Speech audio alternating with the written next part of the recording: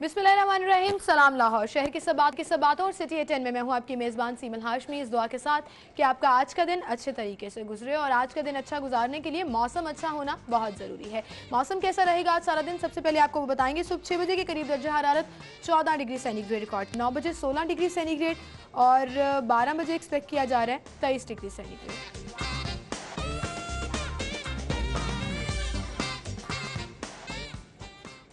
3 बजे 25 degree centigrade, 6 बजे 21 और 9 बजे 17 degree centigrade.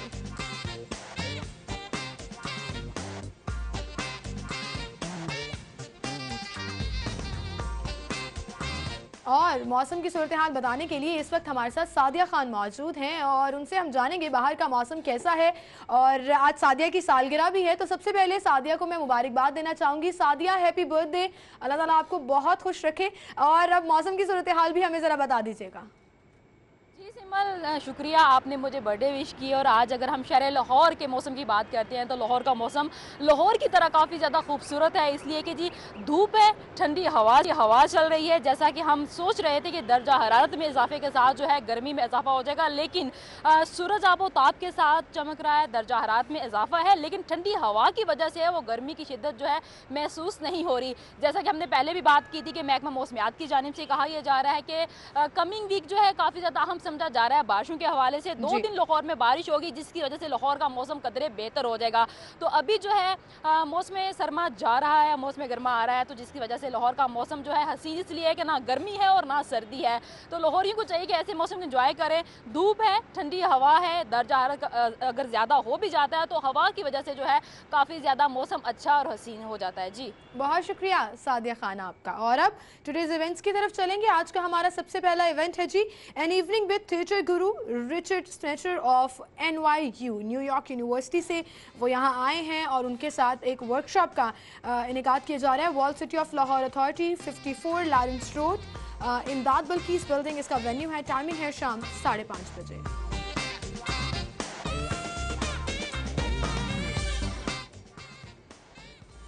Digital education road show in Lahore, Arfa software technology park, Firozpur road इसका वेन्यू है। टाइमिंग है 10:30 बजे। Women entrepreneurs Lahore meetup, timing है 2 बजे और ये क्वेश्चन आंसर सेशन होगा विद एग्जीबिशन एंड डिस्कशन की जाएगी अपकमिंग प्लान्स के हवाले से। और human of FMH charity carnival 2017, Fatima memorial hospital इसका वेन्यू है। टाइमिंग है दोपहर 3 बजे।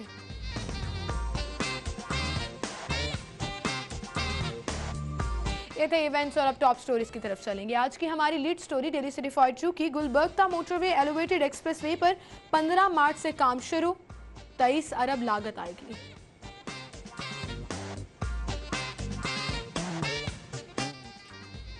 आर्मी चीफ की ज़ेर सदारत इजलास, दहशतगर्दी के खिलाफ ऑपरेशन।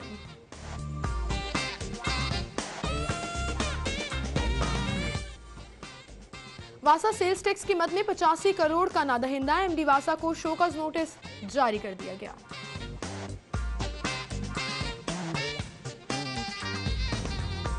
डॉक्टर्स की हड़ताल, इलाज न होने पर मरीज जाँ बहक।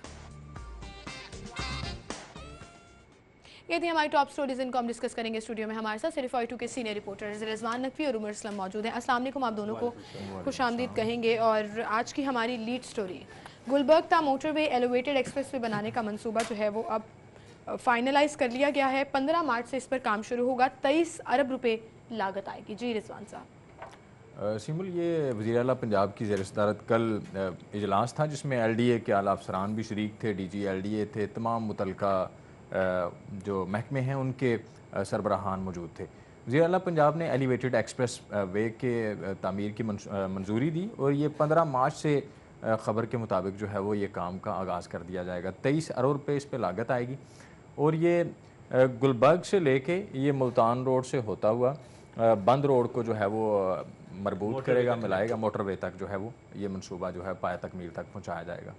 ये मंसूबे आप देखें कि गवर्नमेंट जो है वो 1 साल रह गया है। आज पनामा लीक्स पे फैसला आने वाला है, देखें अब क्या फ़ैसला आता है। अगर जो सूरत हाल बनी हुई है, सियासी मंजर तरफ जा रहा है, अगर गवर्नमेंट जो है वो नहीं रहती या फिर 2018 भी जो है बिल्कुल सर पे खड़ा है, تو ایسی صورتحال میں یہ منصوبے جو ہیں یہ آیا کہ آئندہ حکومت اگر نون لیگ کی پنجاب میں حکومت بنتی ہے تو کیا یہ منصوبہ جات اسی طرح جاری رہیں گے؟ پھر اس کے ساتھ ساتھ جو آپ کے پبلک سے جڑے ہوئے منصوبے ہیں، حکومت تو بالکل ان کو بھی کہتی ہے کہ یہ منصوبے جو ہیں ان کے بغیر ترقی کا راستہ جو ہے اس پہ گامزن نہیں ہوا جا سکتا۔ اچھا، اس میں ایک اور بڑی اہم چیز ہے جو میں ڈسکس کرنا چاہوں گا کہ یہ منصوبے ضرور بننے چاہیے، ترقی کی ایک راہ ہوتی ہیں، لیکن اوور آل آپ دیکھیں، آپ میں ہم سب لوگ جو رضوان صاحب بھی، ہم یہاں لاہور کے رہنے والے ہیں، شہری ہیں یہاں کے، 5-6 سال سے جتنی کنسٹرکشن اس شہر میں ہو رہی ہے، ایسا لگتا ہے کہ لاہور کے باہر، راوی کے باہر تو ایسے لکھوا دینا چاہیے کہ لاہور زیر تعمیر ہے۔ لوگ جو ہے وہ ڈسٹ الرجی کا شکار ہو رہے ہیں، جو نئے بچے پیدا ہو رہے ہیں وہ مختلف بیماریوں کا شکار ہو رہے ہیں، کیونکہ جو پولیوٹیڈ بہت ہو گئی ہے ہوا کے اندر، جو ہے ڈسٹ اتنی زیادہ ہے۔ اورنج لائن منصوبہ یہاں پر زیر تعمیر ہے، اس کے بعد ابھی کوئی اتنی خاص اس منصوبے کی ضرورت بھی نہیں تھی۔ یہ اس سے ریلیونٹ اس لیے ہے کہ بیمار جو لوگ ہو رہے ہیں وہ خالی ماڈل ٹاؤن میں رہنے والے لوگ نہیں ہو رہے، شادرہ میں بھی اگر کوئی رہتے ہیں، کوئی دروغے والا میں بھی رہتے ہیں، ہر طرف کچھ نہ کچھ کنسٹرکشن کا کام جاری ہے۔ تو آپ یقین کریں لوگ بیمار ہو رہے ہیں، پریشان ہو رہے ہیں۔ خبر کے مطابق بات کریں، منصوبوں کے مطابق بات کریں تو ٹھیک ہے جی، گلبرگ سے فیروز پور روڈ سے ملتان روڈ سے اس کا تیسرا فیز جو ہوگا وہ بند پار تک جائے گا، لیکن ضرورت ہے۔ پہلا کویسچن یہ ہے کہ پہلی پرائیورٹی تو صحت ہونی چاہیے۔ لوگ بیمار ہو گئے ہیں، لوگ یہاں پہ اچھا، اگر ہم صحت، ایجوکیشن اور اس طرح کے ایشوز کو چھوڑ بھی دیں اور ہم صرف اس منصوبے کی بات کریں تو کیا واقعی یہ وقت کی اہم ضرورت ہے کہ گلبرگ موٹر وے تک ایلیویٹڈ ایکسپریس وے بنایا جائے جس پر 23 ارب روپے خرچ کیا جائے؟ دیکھیں یہاں پہ لوگ جو ہیں وہ وینٹیلیٹرز نہ ہونے سارے کی وجہ سے منصوبے جو ہیں آپ بنا رہے ہیں کہ ٹریفک کو کنٹرول کرنے کے لیے اور لوگوں کو ایک بہترین جو ذرائع ہیں آمد و رفت کے وہ فراہم کرنے کے لیے، لیکن آپ کی لیک آف پلاننگ جو ہے وہ ہر پوائنٹ پر، ہر سٹیپ پر نظر بھی آتی ہے۔ رضوان صاحب یہیں سے بات کا سلسلہ آگے بڑھائیں گے اور ابھی یہاں پر ایک بریک لیں گے، آپ ہمارے ساتھ ہی رہیے گا۔ گفتگو کا سلسلہ ہم آگے بڑھائیں گے اور اگلی خبر کی طرف چلیں گے۔ ایک جانب ہم لیڈ سٹوری ڈسکس کر رہے تھے کہ گلبرگ تا موٹر وے ایلیویٹڈ ایکسپریس وے پر 15 مارچ سے کام شروع ہو جائے گا۔ یہ تو دیکھنا ہوگا پلاننگ کس طرح سے کی جاتی ہے اور کس طریقے سے اس کو آگے لے کر چلا جاتا ہے۔ اگلی خبر، آرمی چیف کی زیر صدارت کل لاہور میں اجلاس ہوا ہے اور دہشت گردوں کے خلاف آپریشن شروع کرنے کا فیصلہ کیا گیا ہے، اور ساتھ ہی ساتھ جو پنجاب کی جانب سے رینجرز کی تعیناتی کی سمری بھجوائی گئی تھی وہ وفاق کو موصول بھی ہو گئی۔ جی رضوان صاحب کیا کہیں گے؟ سیکیورٹی کنسرنز کے حوالے سے کل آرمی چیف بھی یہاں پر موجود تھے، ایک اعلیٰ سطح کا اجلاس ہوا جس میں یہ فیصلہ کیا گیا کہ آپریشن جو ہے وہ اب شروع کیا جائے گا دہشت گردوں کے خلاف۔ دیکھیں اتنی زیادہ فورسز ہیں ہمارے پاس، پیروز بن گئی، ڈالفن بن گئی، ایلیٹ بنی، اس سے پہلے پولیس آلریڈی موجود تھی۔ اگر پولیس کو حکمرانوں نے صرف ذاتی استعمال کے لیے نہ رکھا ہوتا تو شاید پولیس بڑے بہتر انداز میں پرفارم کر سکتی تھی۔ یہ حکمرانوں کی غفلت ہے کہ ساری پولیس جو ہے آپ نے وی وی آئی پیز کی سیکورٹی پہ لگائی ہوئی ہے، ساری پولیس آپ نے مالٹون میں بٹھائی ہوئی ہے، آپ نے پولیس رائیونڈ میں بٹھائی ہوئی ہے، اسی طرح جیو آرز میں بٹھائی ہوئی ہے۔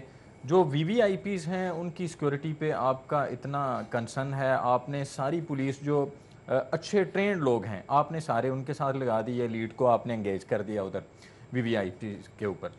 اب دیکھیں جب وزیر اعلیٰ پنجاب نے کہیں گزرنا ہوتا ہے تو ایک کھیپ ہوتی ہے پولیس اہلکاروں کی جو کہ راستوں میں کھڑے ہوتے ہیں، صبح سے لے کے شام تک وہ وہاں پہ کھڑے رہتے ہیں۔ اگر ان کے ساتھ ہی کسی اور ان کی جو فیملی ممبرز نے بھی گزرنا ہو تو ٹھیک ٹھاک پروٹوکول لگتا ہے، اور اس کے بعد ایک پولیس کی وہاں پر جو تعداد موجود ہوتی ہے وہ یہ کون ذمہ دار ہے؟ پھر اگر پولیس جون سی ہے وہ پروٹوکول ہی دیتی رہے گی تو پھر عوام کی حفاظت کیسے ہوگی؟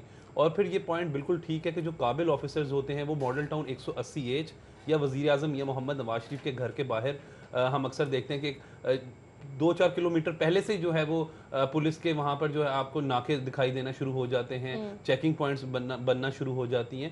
تو یہ بڑا اہم اور وہ سارے تنخواہ تو لیتے ہیں سرکاری خزانے سے لیکن اور کھانا کھاتے ہیں اپنے گھروں سے۔ چلیں یہ تو پولیس فورسز کی بات ہو گئی، لیکن اب جو ہے وہ باقی جو فورسز ہیں جیسے آرمی ہے، جیسے رینجرز ہیں، جیسے فضائیہ ہے، وہ تمام ان آپریشن میں حصہ لیں گے۔ ملک بھر میں آپریشنز کیے جائیں گے، ایون لاہور میں بھی، اور یہ کہا جا رہا تھا کہ جو رینجرز آپریشن ہوگا اس میں فوج بھی حصہ لے گی، اس میں فضائیہ بھی حصہ لے گی، اور دہشت گردوں کے خلاف بالکل بلا امتیاز کارروائی کی جائے گی، اور نیشنل ایکشن پلان کے اوپر جو کہا جا رہا ہے کہ عمل درآمد جو ہے وہ مکمل کیا جائے گا۔ تو آئی تھنک یہ ایک اچھی چیز ہے کیونکہ ملک میں جس طرح سے دہشت گردی کی ایک لہر چل رہی تھی، لاہور بھی اس کا نشانہ بنا، سو اس کے پاکستان پہ جب بھی کبھی کوئی مشکل وقت آتا ہے، چاہے وہ 65-71 کی بات ہو، تو ہمیشہ پاک فوج ہی وہ ہوتی ہیں جو آگے بڑھتے ہیں، ان کے بہادر افسران، اور آگے بڑھ کر جو ہے وہ اپنے فرائض انجام دیتے ہیں۔ ایک دفعہ پھر اب آبویسلی جو حالیہ دہشت گردی کی لہر ہے جس میں ہمارے کئی بہادر پولیس کے آفیسرز اور شہری جو جو ہے وہ شہید ہو گئے. تو اب جو ان کا ایک نیٹ ورک توڑنے کے لیے فیصلے کیے گئے ہیں, ایپکس کمیٹی کا بھی جیسے اجلاس ہوا,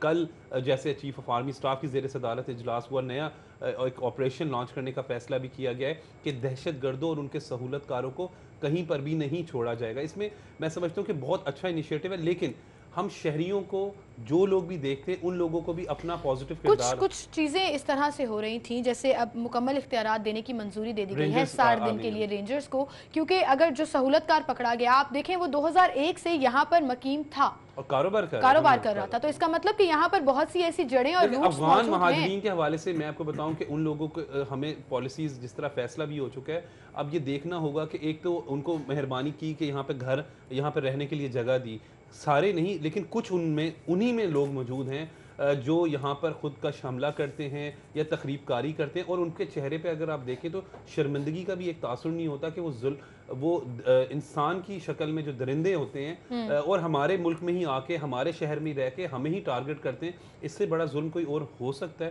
تو افغان مہاجرین کو بھی سوچنا چاہیے کہ ان کی صفوں میں جو کالی بھیڑیں ہیں ان کو خود آئیڈینٹیفائی کرنا چاہیے. فوج کی جانب سے آپریشن ایک اچھی بات ہے, دہشت گردوں اور ان کے سہولت کاروں کا مکمل خاتمہ ہوگا, تبھی یہ ایک پرامن ملک بن سکے گا. بالکل صحیح کہا آپ نے. اگلی خبر کی طرف چلیں گے رضوان صاحب. اگلی خبر ہماری, واسا سیلز ٹیکس کی مد میں 85 کروڑ کا نادہندہ, ایم ڈی واسا کو نوٹس جاری کر دیا گیا ہے. ایک تو ایسے ہی کہا جاتا ہے کہ واسا خسارے میں جا رہا ہے, اس کا کوئی پروفٹ نہیں ہوتا, اور اب جو ہے وہ نادہندگی کی بات کی جائے تو سیلز ٹیکس بھی ادا نہیں کرتی. وہ واسا لیسکو کا بھی نادہندہ ہے, وہ سوئی گیس کا بھی شاید نادہندہ ہو.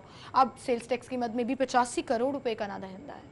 سیمل دیکھیں, واسا میں ڈیزل کی کروڑوں روپے کی چوری کے کیسز جو ہیں وہ اینٹی کرپشن میں زیر التوا ہیں اور بڑے عرصے سے وہاں پہ سرد خانے میں پڑے ہوئے ہیں. جی, اس میں ان کے ایس ڈی اوز نے کروڑوں روپیہ جو ہے وہ اڑا دیا, اور وہ عوام کا پیسہ جو ہے اپنے گھروں میں لے گئے. ان کو کسی نے بلایا تک نہیں, پوچھا نہیں. ایف آئی آرز ہوئیں, اس کے بعد وہ ایف آئی آرز جو ہیں وہ سرد خانے میں ڈال. آج بھی وہ ایس ڈی او جو ایکسچینج کے عہدے پر اسی طرح کام کر رہے ہیں اور اسی طرح پیسے بنا رہے ہیں وہاں بیٹھ کے. واسا کے خسارے میں جانے کی بنیادی وجہ بھی یہی ہے کہ وسائل کا بے دریغ استعمال ہو رہا ہے. لوگ اپنے گھروں کو جو ہے وہ پیسہ اٹھا کے وہاں پہ بھر رہے ہیں, لیکن ان کی اکاؤنٹیبلٹی کا عمل جو ہے وہ بالکل نظر نہیں آ رہا کہیں پہ بھی. ان کے پیچھے تگڑی سفارشیں ہیں جس کی وجہ سے وہ یہ سٹوری تھی نا کہ کھڑی گاڑیوں کی مد میں جو ہے وہ ڈیزل استعمال کیا جا رہا تھا یا پیٹرول استعمال کیا یہ تھا کہ شہر میں تعمیر جو ان کی سیوریج لائنز بچھانے کے منصوبے ہیں یا ان کی تعمیر و مرمت کے منصوبے ہیں, ان کے نام پہ انہوں نے بعض کام ہوئے ہی نہیں تھے, لیکن انہوں نے رجسٹر میں یا فائلوں میں جو ہے وہ شو کر دیے کہ ہم نے یہ کام مکمل کر لیے ہیں. اچھا, اس کے بعد جو ہے وہ اینٹی کرپشن میں ایک فائل آئی اور اس کے بعد کمپلینٹ آئی, اس کے بعد انہوں نے انکوائری کی اور ایف آئی آر بھی درج کی, لیکن اس میں نہ تو ریکوری کی, نہ ہی کسی کو پکڑا اور نہ ہی کسی کو عبرت کا نشانہ بنایا. ابھی بھی وہ لوگ اسی طرح بیٹھ کے کام کر رہے ہیں اور ان کو پوچھنے والا کوئی نہیں ہے. وزیر اعظم محمد نواز شریف کے اپنے حلقے کی میں آپ کو بات بتاتا ہوں کہ وہاں پر کروڑوں روپے کا سکینڈل جب آئیڈینٹیفائی کیا تو اس طرح تھا کہ یہ اسکیم جو ہے وہ 2-2.5 کروڑ کا ہوگا, لیکن جب اس پر انویسٹیگیشن ہوئی تو وہ 8-10 کروڑ تک چلا گیا اور وہ افسران ہی پائے گئے. لیکن آج بھی وہی ایس ڈی او ایکسین ہو گئے, وہ اب کوئی سائیڈ کارنر پہ چلے گئے, 2 سال کے لیے ان کی کوئی ترقی رک گئی, لیکن گلٹی ہونے کے باوجود وہ آفیسرز موجود ہیں, وہاں پر کام کر رہے ہیں. تو پھر یہ ایک بہت بڑا سوالیہ نشان ہے.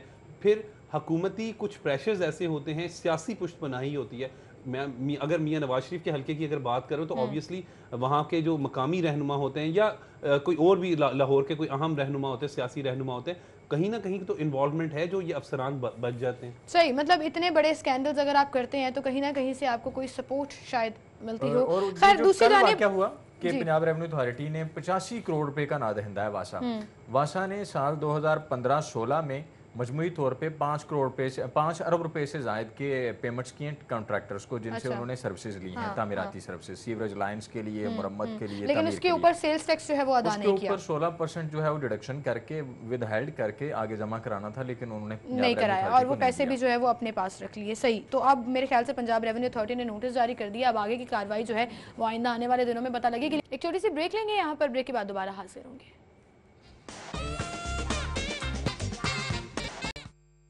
ویلکم بیک ناظرین. گفتگو کا سلسلہ ہم آگے بڑھائیں گے اور ہم بات کریں گے ینگ ڈاکٹرز کی ہڑتال کی. علاج نہ ہونے سے ایک بیچارہ مریض جاں بحق ہو گیا. ایمرجنسی بند ہے, آج تیسرا روز ہے. او پی ڈی بھی بند رہی, مریض خوار ہو رہے ہیں اور اوپر سے دھمکی دی جا رہی ہے کہ اگر 48 گھنٹے تک ان کے مطالبات نہ مانے گئے تو تمام پنجاب بھر کے ہسپتالوں میں او پی ڈیز جو ہیں وہ بند کر دی جائیں گی. رضوان صاحب کیا کہیں گے آپ اس پر؟ सीमर डॉक्टर्स के इस अमल की जितनी भी मजम्मत की जाए ये कम है। देखें, किसी जिसने किसी एक इंसान की जान बचाई उसने गोया के पूरी इंसानियत को बचाया। यहाँ पे दुखी इंसानियत बिलक रही है। जो मतवस्त घराने हैं या ख़त गुर्बत से नीचे ज़िंदगी गुजार रहे हैं लोग, वो प्राइवेट इलाज अफोर्ड नहीं कर सकते। फिर आप जो इलाज पहले दे रहे हैं सरकारी हस्पतालों में वो भी कोई ख़ासा तसल्ली बख्श नहीं है। उसके बाद आपने एमरजेंसी में तो आता ही वो है जिसके जो ज़िंदगी और मौत की कश्मकश में होता है। आपने उसके लिए भी जो है वो ज़िंदगी के दरवाजे बंद करने जा रहे हैं। ये बड़ा जुल्म है, ज़्यादती है। इसकी जितनी भी मजम्मत की जाए ये कम है। अगर उसके पीछे कोई पॉलिटिकल इंटरफेरेंस है, जिस तरह डॉक्टर्स ये क्लेम कर रहे हैं कि उनको विक्टिमाइज किया जा रहा है गवर्नमेंट की तरफ से, तो आप खुद क्या कर रहे हैं? आप एक पढ़ा लिखा तबका है, आप खुद क्या कर रहे हैं? यहाँ पे 3 दिन से इमरजेंसी बंद की हुई है। कोर्ट्स यहाँ पर मौजूद हैं, वहाँ पर जाएं। इस तरह तो फिर पता है क्या होगा कि पुलिस वाले अलहदा अपना एहतजाज करेंगे, जर्नलिस्ट अपना अलहदा एहतजाज करें, डॉक्टर, हर एक के हर कम्युनिटी के कुछ ना कुछ इश्यूज हैं। ट्रैफिक वार्डन्स, लेकिन क्या इसका हल सिर्फ ये है कि आप हड़ताल पर चले जाएं? 2008 में ये तंजीम बनी थी और अब तक हम जितने एहतजाज इन वाईडीए के डॉक्टर्स के देख चुके हैं, मेरा नहीं ख्याल कि कोई और तबका इस हद तक ये क्लेम जो है करते हैं। और ये भूख हड़ताल इन लोगों ने की। ओपीडीज कितने दिन इन लोगों ने बंद रखी। रोड पर आ जाते हैं तो ट्रैफिक स्टक कर देते होती है। तो वो अच्छी तरीके से मैं और रिजवान साहब हम लोग कवर करते हैं। खुद रोड ब्लॉक करके खुद चिप्स खा रहे होते हैं, बॉटल्स पी रहे होते हैं, लोग बिलक रहे होते हैं, रो रहे होते हैं। एक डेथ हो गई है, इससे बड़ा जुल्म कौन सा होगा कि एक डेथ हो गई है, इनको कोई पूछने वाला नहीं है। अब इस पे मेरा ख्याल है कि गवर्नमेंट को भी, मीडिया को भी। अब आप ये देखें, सर्विसेज हॉस्पिटल शहर का मेन हॉस्पिटल है और सेंट्रल की जितनी भी आबादी है उसको कैटर करता है।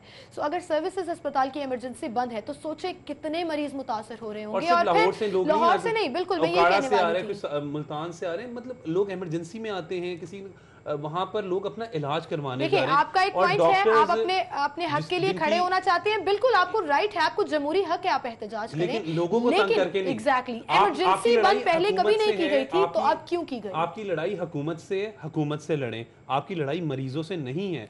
आप इस तरह ब्लैकमेलिंग कर रहे हैं। आप में और फिर ब्लैकमेलर्स में क्या फर्क रह गया?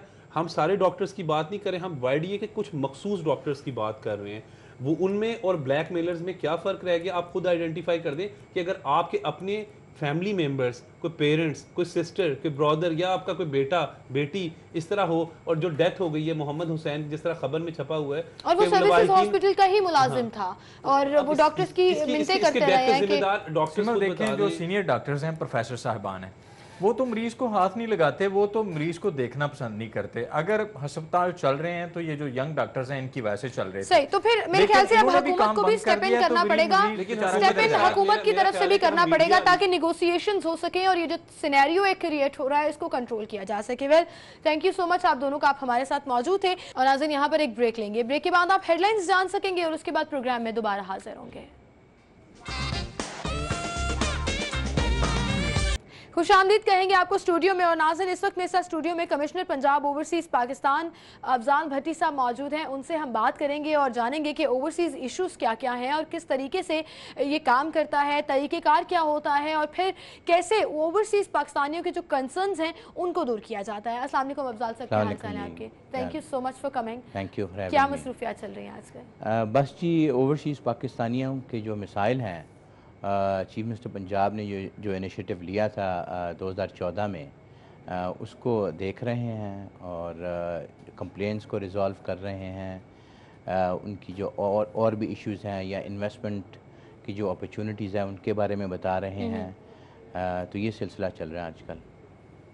अच्छा, ओवरसीज़ पाकिस्तानी बहुत कंसर्न नज़र आते हैं कि हम इन्वेस्टमेंट करना चाहते हैं, हम यहाँ के लोगों को भी कन्विंस करना चाहते हैं कि पाकिस्तान में इन्वेस्टमेंट की बहुत गोल्डन अपॉर्चुनिटीज़ मौजूद हैं, लेकिन हम इनसिक्योर फील करते हैं। फॉर्चुनेट फैक्ट है, लेकिन उसमें ये है कि उसमें रेजोल्यूशन भी जब बहन भाइयों को बिठा के आपस में जब रिजॉल्व होते हैं तो वो उसमें ज़्यादा पॉसिबिलिटी होती है कि भी इस तरह के मैटर्स रिजॉल्व हों। कुछ क्रॉनिक केसेस भी होते हैं, लेकिन अक्सर ये बहन भाइयों के दरमियान में जो इनहेरिटेंस की प्रॉपर्टीज़ हैं उसकी तकसीम के इश्यूज होते हैं, या उन्होंने ओवरसीज़ में जो भाई हैं, जो बहन हैं, उन्होंने ट्रस्ट करके पावर ऑफ अटॉर्नी दे दी, उसका गलत इस्तेमाल हुआ हो, तो वो फिर इश्यूज़ खड़े करते हैं। इसलिए वो उनको वो सिक्योरिटी नहीं है कि हमारी जो भी इन्वेस्टमेंट है وہ سیکیورڈ ہے کہ نہیں. لیکن الحمدللہ جب سے یہ چیف منسٹر پنجاب نے یہ انیشیٹو لیا اور اوورسیز پاکستانیز کمیشن کو بنایا, اس کو باقاعدہ وہ امپاور کیا, اس کو باقاعدہ through an act of parliament اس کو بنایا ہے, اور اب یہ مستقل بنیادوں پر ہے. یہ for the coming governments the commission will stay. تو آنے جو وقت ہیں اس میں بھی ڈیل کریں گے اوورسیز پاکستانیز کے جو مسائل ہیں. تو اس سے پہلے بھی جو پریویس گورنمنٹس تھی پی ایم ایل این کی, ان میں بھی اوورسیز پاکستانیوں کے لیے انیشیٹیوز کافی لیے گئے. تو this is one of the other.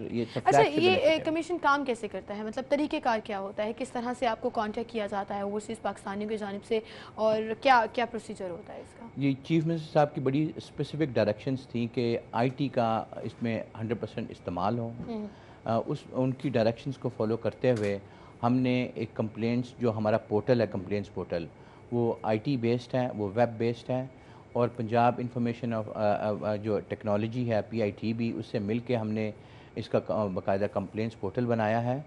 اور لوگ اوورسیز پاکستانی دنیا میں کہیں پہ بھی بیٹھے ہوئے اپنی کمپلین فائل کر سکتے ہیں. ان کو they do not necessarily have to come to Pakistan. ہماری میں آپ کو ویب سائٹ کا ایڈریس بھی دیتا چلتا ہوں, اس کا ہے www.opc.punjab.gov.pk. اس پہ بھی کر سکتے ہیں کہیں پہ بھی بیٹھے ہوئے, یا ہماری 24/7 ہیلپ لائن ہے, اس پہ کال کر لیں. اس کا نمبر بھی میں بتاتے چلتا ہوں, اٹس 009242111672. صحیح. سو آن لائن بھی اپروچ کیا جا سکتا ہے اور کمپلین کی جا سکتی ہے, یا فون کال کے تھرو بھی اپنی کمپلین رجسٹر کرائی جا سکتی ہے. اور اپنے ڈاکومنٹس بھی وہ اٹیچ کر سکتے, جو ریلیونٹ ڈاکومنٹس ہیں وہ بھی اٹیچ کر سکتے ہیں. بالکل. گفتگو کا سلسلہ ہم آگے بڑھائیں گے, اور ہمارے ساتھ افضال بھٹی صاحب موجود ہیں, جن سے ہم بات کر رہے تھے اوورسیز پاکستانیوں کے پرابلمس کیا ہوتے ہیں, کیا مسائل ہوتے ہیں. افضال صاحب, ابھی جیسے ہم بات کر رہے تھے کہ موسٹلی تو کمپلینس جو ہے وہ پراپرٹی سے ریلیٹڈ آتی ہیں. اس کے علاوہ کون کون سے ایشوز ہیں جس پر آپ سے کانٹیکٹ کیا جاتا ہے, اس کمیشن سے کانٹیکٹ کیا جاتا ہے؟ جنرل ہر قسم کی کمپلینٹس کی وجہ سے ہمیں کانٹیکٹ کیا جاتا ہے. اس میں اس کے بعد جو میجورٹی کمپلینٹس ہیں وہ پولیس ریلیٹڈ ایشوز ہیں. اس میں ایف آئی آرز بھی ہیں, اس میں کڈنیپنگ رینسم بھی ہے, ان کی تعداد کم ہے. اس طرح کے انسیڈنٹس کی, مرڈرز کی بھی ہیں, ہر قسم کی بھی. پھر انویسٹمنٹ کی ہے, انویسٹمنٹ کا ریٹرن نہیں مل رہا, یا کسی کو فائنینشیل اسسٹنس کی وہ پیسے نہیں دے رہے. پھر جنرل انفارمیشن کے لیے ہمارے ناترا کارڈز نہیں بن رہے, پاسپورٹس نہیں بن رہے. اس طرح کی ہر قسم کی کمپلینٹس ہیں. اچھا, تو کمیشن کا کام بھی ہوتا ہے کہ وہاں پر بھی ان کو فیسیلیٹیٹ کیا جا سکے اور وہیں پر ان کے ایشوز جو ہیں وہ سارٹ آؤٹ کیے جا سکے. بھئی آلدو ہمارے مینڈیٹ میں نہیں, ہمارے مینڈیٹ میں صرف پنجاب پروونس کی حد تک ہے, لیکن through the federal government, through the foreign office اور ایمبیسیز کے تھرو ہم لوگ بہت ساری ایسی کمپلینٹس بھی تھیں جو ہم نے ان کو اوورسیز میں بھی مدد کی. ان کے ویزا ایشوز یا پاسپورٹ یا نادرا, یا ان کو ڈیٹین کر لیا گیا ہے اتھارٹیز نے, اور یا انہوں نے واپس آنا ہے, ان کا خروج لگنا ہے, ایگزٹ لگنا ہے. یا ایک انسیڈنٹ میں اٹلی میں کوئی تقریباً 15 ڈیڈ باڈیز وہاں سے لے کر آنی تھیں, ان کے لواحقین کو پہنچانی تھیں, وہ بھی کیا. تو اٹ ڈپینڈز کہ بھئی ہم لوگ کوشش کرتے ہیں کہ جو بھی ہمیں کمپلینٹ ریسیو ہو ہم اس پہ کچھ نہ کچھ ایکشن لیں, either through the provincial government یا federal government if need be. صحیح. تو وہ کوارڈینیشن جو ہے وہ ساتھ ساتھ جی بالکل, جی بالکل. اچھا, اگر ملکی سچویشن ڈفرینٹ ہو جائے یا کچھ بدل جائے, ملکی صورتحال تبدیل ہوتی نظر آئے, تو پھر اس میں کیا کنسرنز ہوتے ہیں اوورسیز پاکستانیوں کے, اور پھر اس میں وہ کس طرح سے ریئیکٹ کرتے ہیں؟ کیونکہ اگر ایز سچ کوئی کمپلین نہیں ہے بٹ کنسرنز بہت زیادہ اٹھ جاتے ہیں, انسیکیورٹیز بہت زیادہ کھڑی ہو جاتی ہیں, تو اس میں پھر کیسے ان کو ٹیکل کیا جاتا ہے, کیسے انہیں ہینڈل کیا جاتا ہے؟ دیکھیں, اس میں کوئی شک نہیں کہ جو پاکستانی ملک سے باہر ہیں ان کو پاکستان کے بارے میں اور زیادہ وہ فکر مند ہوتے ہیں.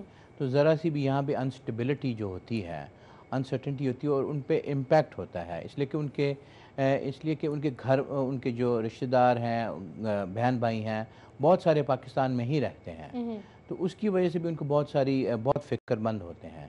تو اس لیے بہت ضروری ہے کہ یہاں پہ اب جس راستے پر پاکستان چل پڑا ہے, مطلب ڈیولپمنٹ کے راستے پہ, ترقی کے راستے پہ, بہت ضروری ہے کہ وہ ایک سٹیبل رہے.